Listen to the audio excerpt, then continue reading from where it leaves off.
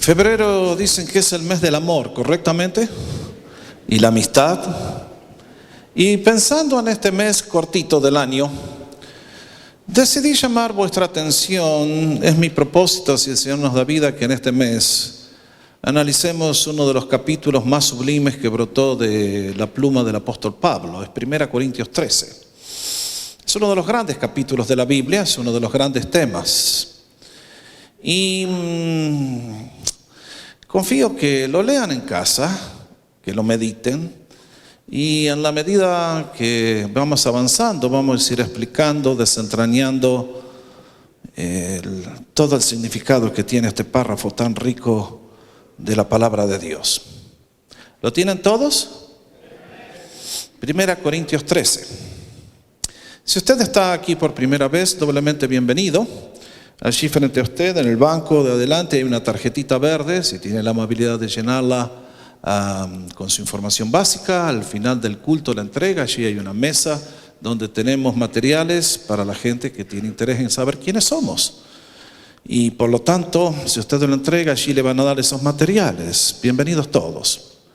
Vamos a comenzar en el versículo anterior a 1 Corintios 13, o sea, 12:31.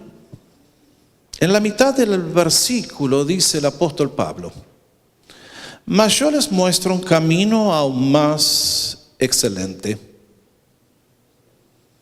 Si yo hablase lenguas humanas y angélicas y no tengo amor, vengo a ser como un metal que resuena o un címbalo que retiñe.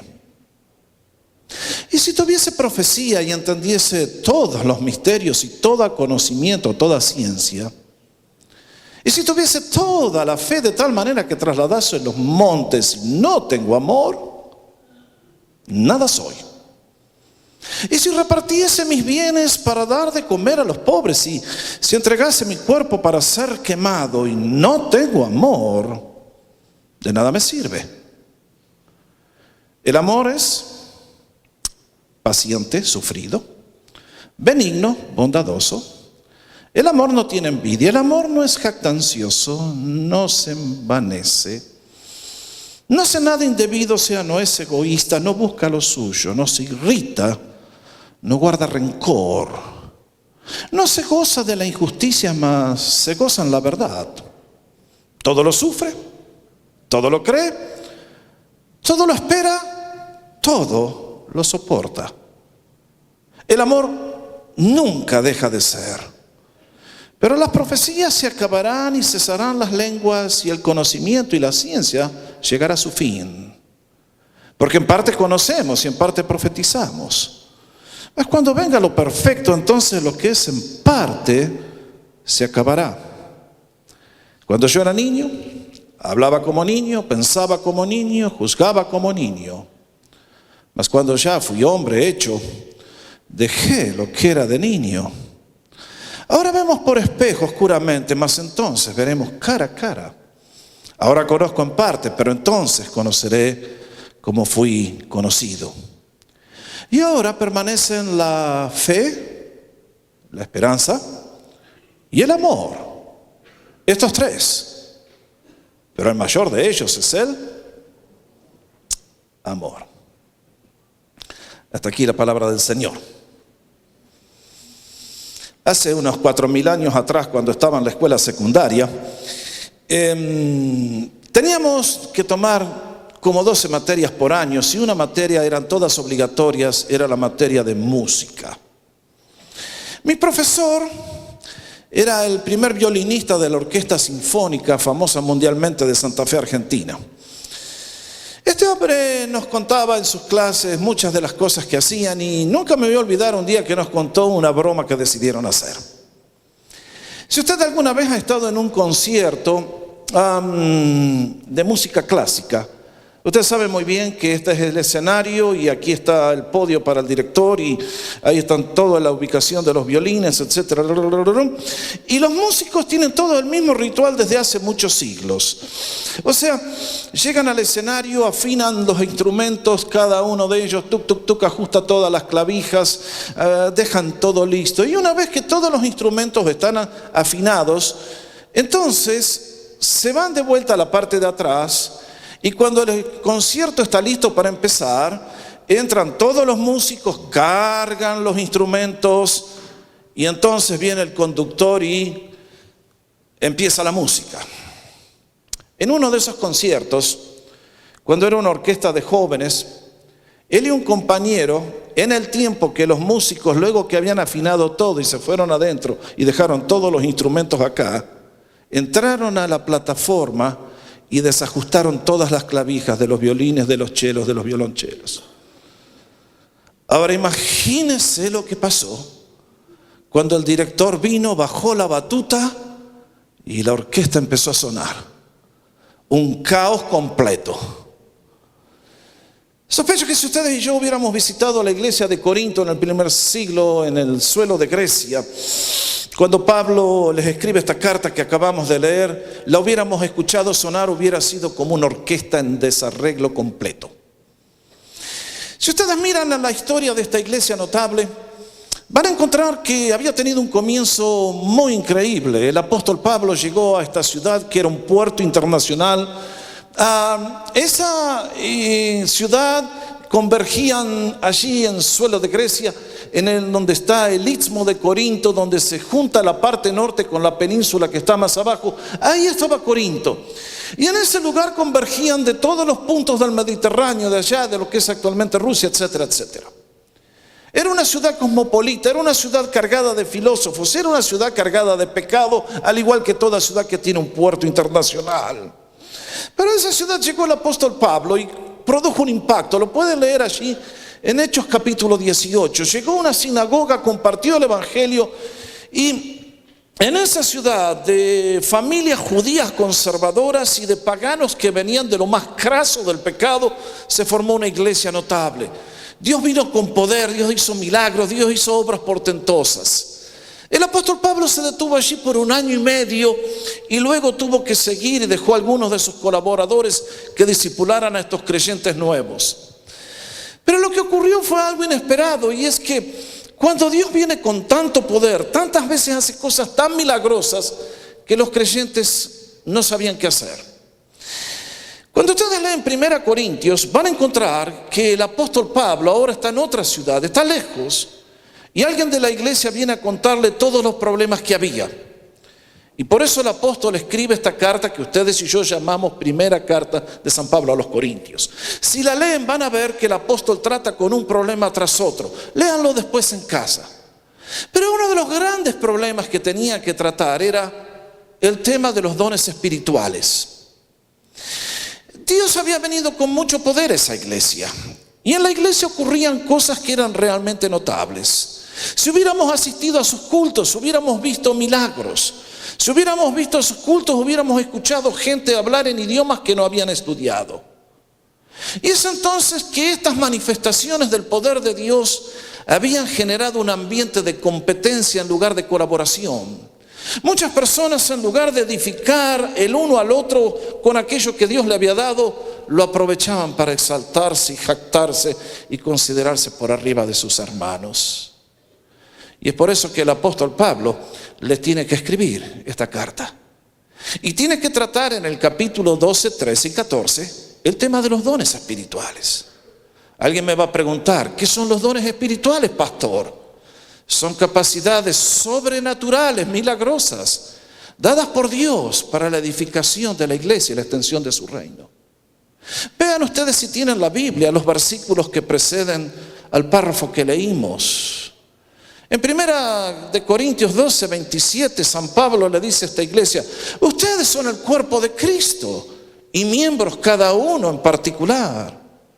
Y aún nos puso Dios en la iglesia y entonces nos da un orden con algunos títulos. Primeramente apóstoles, luego profetas, lo tercero maestros, luego los que hacen obras de poder. Acá está traducido como milagros. Esto más bien tiene que ver con liberación de personas oprimidas por el poder del maligno. Después los que sanan, los que ayudan, los que administran. Y por último, los que tienen don de lenguas.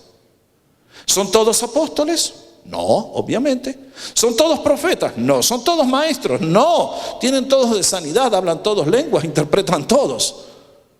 Y entonces les dice, procuren los mejores dones espirituales, pero yo les muestro un camino aún más excelente. Sí, cuando Dios viene a la vida de una persona, Él es soberano. Y en su amor y en su gracia distribuye generosamente dones espirituales a los creyentes. Y entonces, esos dones deben ser utilizados para la extensión de su reino, para edificar la iglesia. Pero los cristianos, como eran demasiado nuevos, entonces tomaron esto para exaltarse a ellos mismos. Y eso generó un ambiente de competencia, de desunión en el cuerpo. Y entonces el apóstol Pablo ahora les va a decir, pero yo les voy a mostrar un camino más excelente. Lo que ustedes necesitan, Corintios, no es parar los dones, no es de dejar de ejercitar lo que Dios les ha dado. Tienen que cambiar de actitud. Lo que ustedes más les apremia y necesitan es conocer el amor verdadero. Y entonces, cuando llegamos a 1 Corintios 13, este párrafo que ustedes y yo leímos, si prestan atención van a ver que tiene 3 estrofas. La primera de ellas, versículos 1 al 3. El apóstol va a hablar de dones espirituales que se ejercen sin amor y el resultado es el caos. Luego en los versículos 4 al 7 nos va a definir lo que es el amor, por lo que el amor produce. No habla de dones espirituales. Simplemente muestra lo que era la necesidad más grande que tenía la gente de Corinto y nosotros en consecuencia. Y por último, en la tercera estrofa, versículos 8 al 13, el apóstol les va a hablar de que el amor no muere nunca. El amor es la esencia de la vida y es la esencia de nuestra relación con Dios en toda la eternidad. Es por eso que hoy los invito a mirar la primera estrofa. Estos 3 primeros versículos cargados de contenido para que ustedes y yo comprendan la grandeza del pensamiento del apóstol Pablo y la importancia que tiene de lo que nos va a hablar. Vean ustedes lo que dice. Si yo hablase lenguas humanas y angélicas y no tengo amor, entonces, note bien, lo que había generado la crisis en Corinto era el don de lenguas. Alguien me va a decir, ¿qué es eso, pastor? Bueno, esa es una operación que solamente ocurre por el mover del Espíritu. Cuando una persona acepta a Cristo, el Espíritu viene y a algunas personas, no a todas, les da esta manifestación de su presencia y de su gracia. La persona comienza a orar, la persona comienza a adorar y de repente, sin haber ido a la escuela, alguien que lo escucha de al lado dice, vos estás hablando en un idioma desconocido, ¿qué es eso? Bueno, eso es el mover del Espíritu, son lenguas. Son lenguaje que la persona nos va a enseñar el apóstol en el capítulo 14, la debe utilizar para edificarse a sí mismo y que si Dios le da un mensaje para la iglesia, tiene que haber un intérprete, de otra manera, chito, no hable. Es por eso que el apóstol les dice a estos corintios, miren, yo les muestro un camino más excelente. Imagínense un hombre, una mujer que habla lenguas humanas y angélicas. ¡Wow! He aquí un hombre que ha recibido el don de lengua, pero ha recibido mucho más que eso. Ha recibido lenguas. ¡Ay, qué misionero excelente sería esta persona! La iglesia a lo largo de 2000 años ha luchado con el tema de los idiomas. Cada vez que llegamos a una nueva tribu, una nueva cultura, ¿ustedes saben el trabajo que tienen los que tienen que traducir las escrituras a esa cultura? Hace un tiempo les mostraba la historia de Don Richardson, allí en las selvas de Irian Jaya, en Indonesia. Imagínense llegar a una cultura que solamente habla, no tienen ni siquiera libros escritos porque ni ellos saben lo que hablan. Y el misionero tiene que venir y decirles, ¿cómo es esto? ¿Cómo se hace? ¿Cómo se pone? Y formar una gramática y luego que elaboró la gramática para que ellos la puedan leer, tiene que educar a toda la tribu y después entonces traducirle las escrituras del griego, del hebreo, a ese lenguaje desconocido. Es una tarea que lleva 10 años, 20 años, 30 años muchas veces. Pero en este caso acá hay un hombre que tiene lenguas internacionales. Llega a cualquier aeropuerto del mundo y se puede comunicar fácilmente. Y no solamente eso, nos dice, y angélicas. ¡Wow! Este sí que tiene el celular de Dios. Este sí que puede escuchar cuando Dios le dice a Gabriel, Gabriel, anda allá y hace esto. Y anda para allá, Miguel, y hace lo otro. Este es un hombre que escucha el lenguaje del cielo. Ustedes y yo escuchamos frecuencia modulada. Este está por la internet no sé dónde. entiende el lenguaje de los ángeles. Cuando los ángeles adoran a Dios, Él se puede unir al coro celeste. ¡Qué individuo notable! Y sin embargo dice el apóstol, pero si no tengo amor, vengo a ser como un metal que resuena o un címbalo que retiñe. Este era el pecado de los corintios. Tenían los dones, pero eran para jactarse ellos. Y San Pablo les advierte: la persona que ha recibido un don de Dios y lo usa para su exaltación, lo único que produce es un ruido infernal. Por eso dice, vengo a ser como un... ¿Cómo dice? Marque la palabra original. El término que San Pablo utiliza en el griego es chalcos. Se las digo para que se van a acordar. Es una palabra que describe lo que pasaba en los tiempos paganos, en los templos paganos. Ustedes lo han visto en la pagoda china, estaban en todos los templos de la antigüedad. Antes que vinieran las campanas, ¿cómo se llamaban a los adoradores al culto? Había un gong, una chapa grandota, redondota, que el sacerdote a la hora decía, y sonaba ese ruido y la gente venía. Y lo que dice después, que si yo no tengo amor, vengo a ser como ese gong o como un címbalo que retiñe. Ahí están los platillos, esos son los címbalos. Lo que tienen en común los dos instrumentos que menciona el apóstol Pablo es esto. Ustedes esta mañana nos deleitamos con la música. Y ahí estaba el piano, ahí estaban las guitarras, los bajos y todo eso. Y ahí estaba ese instrumento de Satanás.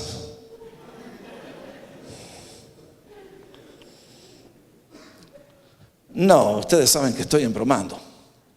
Pero ustedes se dan cuenta que la batería, los platillos, mientras acompañan dentro de la orquesta, tienen un rol importante. Pero imagínense que yo a su hijo, a uno de 5 años y a otro de 3, de regalo de Navidad, a uno le regalo un gong y al otro un par de platillos. Y a la mañana siguiente de Navidad, él lo va a despertar a usted, uno sonando el gong, gong, gong, y el otro con los platillos. Usted me va a amar, ¿no es cierto? A usted le va a agarrar un ataque de estrés y se la va a agarrar contra mí. ¿Por qué? Porque esos instrumentos no tienen música. Son un azote cuando suenan por sí mismos. Y lo que dice el apóstol Pablo es exactamente lo mismo. Que una persona, no importa cuán talentosa sea, cuántos talentos Dios le ha dado, si es un jactancioso, lo único que hace es producir un ruido discordante, feo, que separa, que repele, que aleja. Pero el apóstol va un paso más. Si en el versículo 1 nos habla de lengua sin amor, en el versículo 2 nos habla de profecía y fe sin amor. Los corintios valoraban el don de lenguas. San Pablo valoraba la profecía. La posibilidad de escuchar la voz de Dios y comunicar un mensaje vibrante, dinámico, actual a la congregación. Y es por eso que les dice, y si tuviese profecía y entendiese todos los misterios y toda ciencia, marque bien, este es un hombre que cuando estoy seguro que hablaba tenía la posibilidad de dar un mensaje elocuente, poderoso. Algo que cuando la gente escuchaba decía, ha sido la voz del Señor, basta, es todo lo que necesitamos. Es algo más, es alguien que tiene una capacidad impresionante, dice, si entendiese todos los misterios y toda ciencia. Esta era una iglesia que estaba en la cuna de la filosofía, cerquita de Atenas. Los griegos estaban todo el día dando vueltas, discutiendo, filosofando. Y Pablo les dice, miren, a ustedes que valoran tanto a la filosofía, imagínense un hombre que tiene el poder de escuchar la voz de Dios y además todas las preguntas que ustedes los filósofos hacen las puede contestar, porque sabe todo. ¡Qué hombre notable! ¿Qué universidad no lo quisiera tener dentro de su grupo de profesores? Sería un increíble. Y San Pablo agrega más, posiblemente basándose en la promesa del Señor, que si tuviéramos fe como un grano de mostaza moveríamos los montes, nos dice. Y si tuviese toda la fe, de tal manera que trasladase los montes. Y acá yo me imagino que imagina a un líder neto. Un líder es alguien que tiene poder de influencia. Un líder es alguien que llega a una costa donde no hay ningún cristiano y cuando su vida termina han quedado iglesias plantadas, colegios plantados, seminarios plantados, hospitales plantados, estaciones de radio. Es un líder. Hace una obra notable, tiene una estamina, una energía, visión, tiene pasión, tiene fe. Cuando todos los demás ven montañas, él dice, ahí está el camino alrededor de la montaña. Cuando todos los demás ven el Everest, él dice, hagamos un túnel. Es un hombre de fe, es una mujer de fe. Qué cosa tan notable. Puede lograr cosas increíbles con su vida. Y sin embargo nos dice, pero no tengo amor, nada soy. ¿Qué estás queriendo decir, Pablo? Ahora dentro de un ratito vamos a pasar la ofrenda. Y usted, como es hispano y tiene mucha plata, va a poner todos billetes de 100. Nadie me dice aleluya. Nadie me dice amén. Pero digamos que usted pone un billete de 100. Y la iglesia toma ese billete y, digamos, lo utiliza para pagarme a mí. Yo tomo ese billete y voy al almacén mañana y compro alimentos para mi familia. El almacenero toma ese billete y le paga la renta al dueño del salón donde tiene su negocio. El dueño del salón lo utiliza para pagar la cuenta de la electricidad. Y la compañía eléctrica toma ese billete de 100 y finalmente va y lo deposita en el banco. Y cuando llega al banco, el cajero que lo toma dice, es un billete falso, debe ser destruido. ¿Se dan cuenta de lo que dice el apóstol Pablo? Ese billete ha hecho buena obra. Utilizó para promocionar el ministerio, para que el pastor coma, para que el tendero pague la renta. ¿Cuántas cosas buenas hizo ese billete?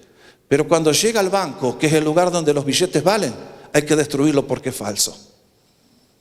San Pablo dice, hay muchas vidas que son así.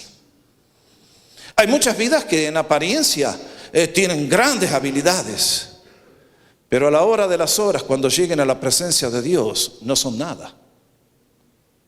A la hora que Dios mira lo que vale, que son las motivaciones del corazón, que son lo que somos en verdad, delante de sus ojos, que todo lo saben y todo lo ve. Dice aquí, si yo tengo estos dones espectaculares y los hago sin amor, no soy nada. Tercero, si nos habló de lengua sin amor y profecía sin amor, en el versículo 3 nos va a hablar de servicio sacrificial sin amor. Y si repartiese todos mis bienes para dar de comer a los pobres, y si entregase mi cuerpo para ser quemado. Pablo, ¿qué tienes en mente aquí? Bueno, creo que es muy simple. Aquí hay una persona que ve una necesidad. Acá hay una persona que tiene tal vez millones de dinero acumulado y ve una necesidad tan grande que dice, voy a darlo todo para alimentar a los pobres. Están enfermos, hagamos un hospital, hagamos algo para solucionar el dilema humano, demos todo.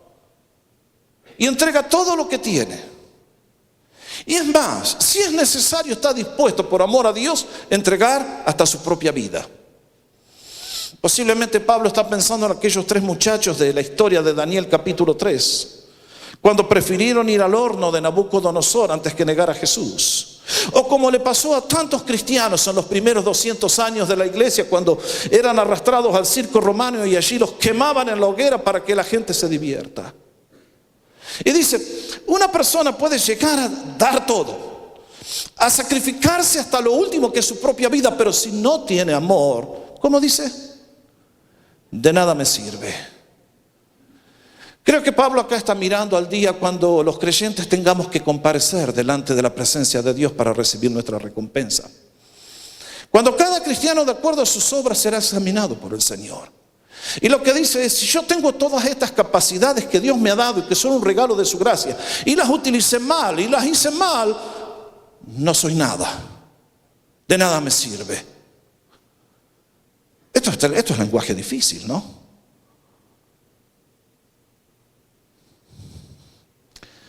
Usted me va a decir, ¿es feo ser descalificado? Bueno, permítanme contarles una historia verídica. Yo llegué a Canadá en el año 80. Hermoso país, Canadá. Pero si ustedes me hubieran preguntado, Jorge, ¿se sintió inmediatamente canadiense cuando llegó? No. Ustedes saben, por más que Canadá es un país maravilloso, uno no agarra la cultura, no agarra el idioma, y uno se siente, ustedes conocen, ¿no es cierto?, de lo que estamos hablando, uno se siente a la defensiva, uno se siente que no pertenece. Pero hubo un gran día cuando finalmente me sentí canadiense y muy orgulloso de serlo. ¿Cuándo fue ese día? En el mes de septiembre del año 88. En el año 88 en Seúl se hacían los Juegos de Verano, las Olimpiadas. Y si usted pertenece a los dinosaurios como yo, usted se acordará que en el 84, cuando hicieron las Olimpiadas de Verano aquí en Los Ángeles, ustedes saben también que el evento principal de los Juegos Olímpicos de Verano son los 100 metros, la carrera de 100 metros. Es la más popular. Y en el 84, ¿quién fue el atleta norteamericano que se llevó 5 medallas de oro? Carl Lewis, correctamente. Estoy medio sordito, ustedes hablan un poco más fuerte. Pero en esos 4 años que llegaron hasta Seúl, hubo algunos cambios. En el horizonte de Canadá apareció un chico de Jamaica, se llamaba Ben Johnson. Y Ben Johnson demostró que tenía piernas de oro y vamos a ver el video. Ahí está. La final. Carl Lewis está en la tercera línea. Ben Johnson está aquí abajo y Ben Johnson ganó.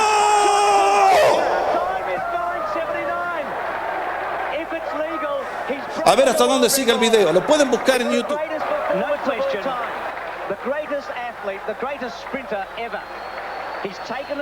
Carl Lewis derrotado. And Carl has faced defeat in the Olympic arena for the first time. And this is extraordinary, and I think it's legal. It's the fastest time. Ese es el momento. Ese es el momento cuando me sentí canadiense. Ah, miren eso. La bandera de Canadá girando por todo el estadio en manos de Ben Johnson. Ese fue el momento supremo. Qué momento de gloria para Canadá. Qué momento de triunfo para Ben Johnson. En un instante subió a la cúspide de la fama y del mundo. Eso fue un viernes a la noche. ¿Cuál no sería nuestra sorpresa el lunes a la mañana cuando en todos los periódicos salió que Ben Johnson había sido descalificado por usar esteroides?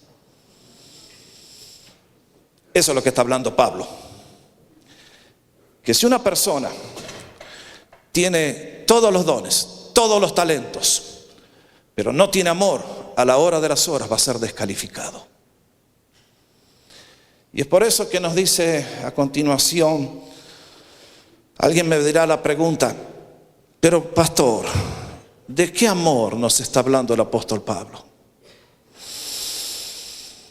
Permítanme mencionarles que lo que el apóstol está hablando no es eros, no es el amor del romanticismo. ¿Se acuerda cuando se enamoró de su novia? Algunos de ustedes tienen que hacer una excavación arqueológica para acordarse de aquello. Qué lindo que eran aquellos meses, Allá venía él, todo elegante, con ese cuerpo así en forma de manzana. Ahora llega y parece una pera. Ustedes conocen. Qué lindo que es el romance. Dios lo ha hecho para que nos atraigamos y formar las familias. Qué bendición. Pero Pablo no está hablando de ese amor. Tampoco está hablando de filia, es otro término del Nuevo Testamento. No, es el amor de la familia. Es el amor que si yo vuelvo a Buenos Aires a encontrar a mis primos en este día, yo no necesito decirle, hi, how are you, pleased to meet you. Yo llego y les doy un abrazo, somos familia. No, pero no está hablando de eso San Pablo. Está hablando de otra palabra que los escritores del Nuevo Testamento acuñaron para expresar lo que es el amor del cual ellos hablan. Es la palabra ágape. Márquela en su Biblia. Cuando el Nuevo Testamento dice Dios es amor, está diciendo Dios es ágape. Es un amor distinto. Es el amor de la decisión, es el amor de la voluntad. Es un amor que debe ser cultivado. Es el amor de Dios que viene al corazón humano cuando aceptamos a Cristo como nuestro Salvador personal. Y entonces alguien me va a decir, bueno, pastor, ok, a ver, deme alguna definición.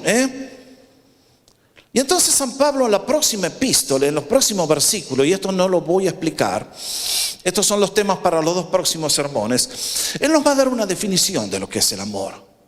Pero noten bien qué es lo que va a mencionar el apóstol Pablo. El apóstol Pablo nos va a definir el amor por lo que el amor produce en la vida del que ama. Ustedes saben, si yo les pido esta tarde, denme una definición de música. ¿Cómo la define usted de la música? Mi profesor me decía, es el arte de combinar los sonidos. Antes que darme esa definición, permítame, yo lo llevo aquí a Walt Disney Hall, cuando está la sinfónica, y escucha a Beethoven y va a saber lo que es música. ¿Cómo se define un atardecer? La caída del sol. Vamos allá a Santa Mónica cuando el sol cae en septiembre y qué cosa linda que es. ¿Cómo se define un diamante? Es un pedazo de vidrio cortadito. Ve un diamante, se va a quedar impresionado. Así es el amor. El amor no nos da una definición San Pablo de diccionario. Lo define por lo que produce en la vida del que ama. Y entonces, es una definición tan rica. En estos próximos 2 domingos los voy a invitar a mirarla con detalle. Hay mucho más allí que está. Pero permítanme mencionarles una cosita nomás ahí. Dice, el amor no es jactancioso, el amor no es... ¿Cómo dice? Mal mensaje para mí. Cuando uno lee el amor no es jactancioso, uno diría, una persona que es jactanciosa es porque no es humilde. Grave error, señor. Grave error, señora. Cuando una persona es jactanciosa es porque no ama, porque no tiene amor. ¿Por qué? Porque una persona habitualmente dice, estoy orgulloso de mis talentos intelectuales. Ella dice, estoy jactanciosa y me pavoneo como un pavo real por mi belleza. Y el otro dice, yo me jacto por mis logros académicos. Y el otro más alto todavía, yo me jacto porque vivo en Beverly Hills. Y lo que esta persona está haciendo, usted se dio cuenta, que no es que él es inteligente, él es más inteligente que otros que son más burros. Y ella es más linda que otras feas que son feas. Y él es más educado que el otro pobre burrito analfabestia. Y ella se pasea con los tapados de piel por Beverly Hills, cuando los otros comen arroz apenas. No, mis hermanos, la jactancia es falta de amor, dice el apóstol Pablo. No es falta de humildad. Es por eso que en estos domingos que viene, el apóstol nos va a poner un espejo que nos van a ayudar a cambiar para bien. Porque era la necesidad más grande de Corinto en la iglesia. Y es la necesidad más grande que tiene usted hoy en su hogar, en todo lo que usted es y en todo lo que hace.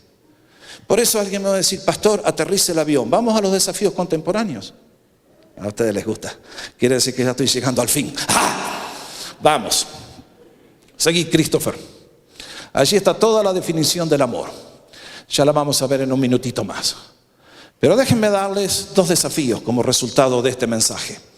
En primer lugar, examine usted, señora, diariamente sus motivaciones.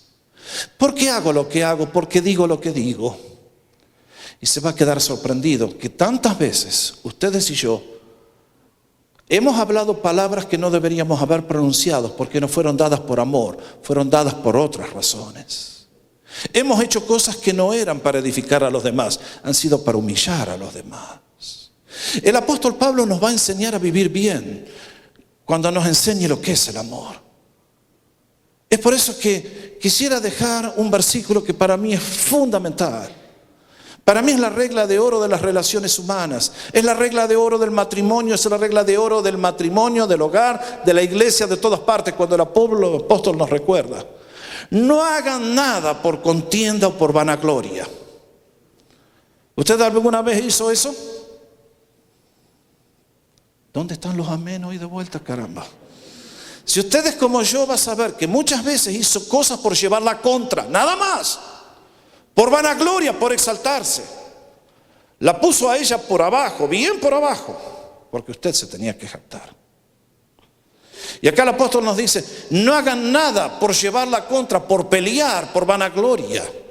Miren si esto se pusiera en las relaciones internacionales, cuánta paz habría en el mundo. Pero no, el orgullo, la arrogancia.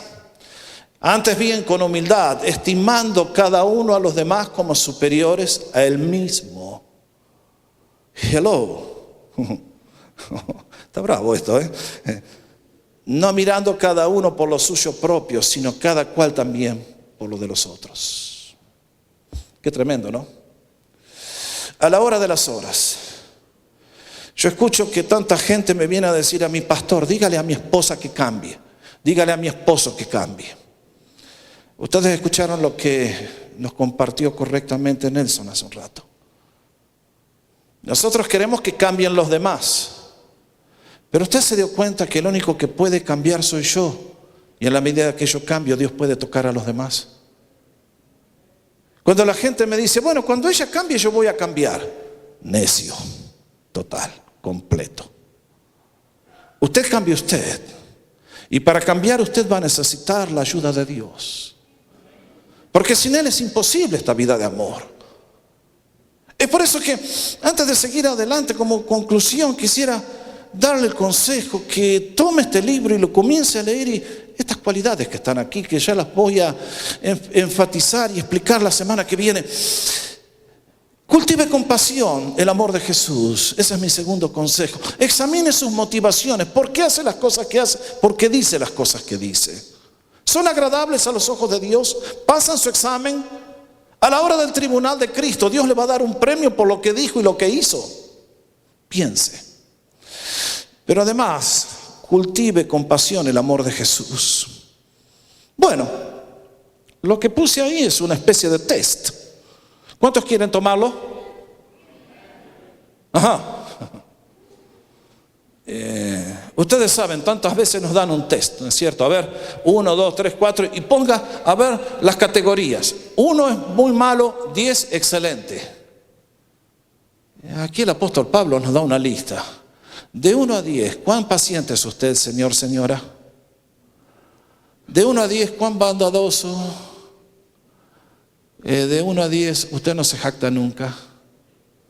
De 1 a 10, usted es un gentil caballero. No es egoísta, no se irrita, no es rencoroso, y la lista sigue. Ahora, yo sé que todos ustedes, como son humildes como yo, se pusieron un 10 en todas las categorías.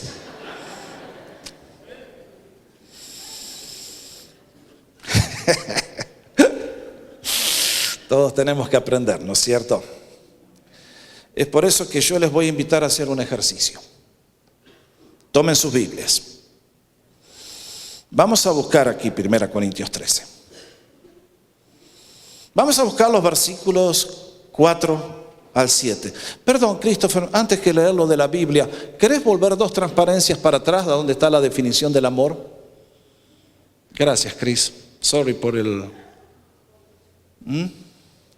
A ver si se tranca. Ahí está, gracias. Ahora vamos a hacer algo. Yo le voy a pedir que leamos este párrafo, pero donde dice la palabra amor, yo le ruego que usted ponga su nombre. ¿Puede ser? Yo voy a poner el mío y usted no me evalúe a mí, ¿ok? Usted evalúese usted. Porque eso es pecar. ¿Cómo dice la palabra de Dios? Bueno, hagamos la prueba, a ver qué tal andamos. Ponga su nombre donde yo voy a poner el mío. Jorge es paciente. No se ría usted de mí. Jorge es bondadoso. Jorge nunca tiene envidia. Jorge no se jacta para nada, no es arrogante.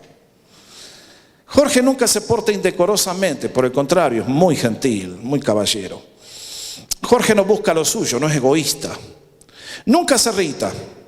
No le pregunten eso a Francis, por favor.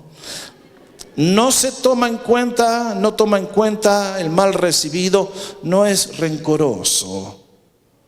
Jorge no se regocija en las injusticias, sino que se alegra cuando ve la verdad establecida.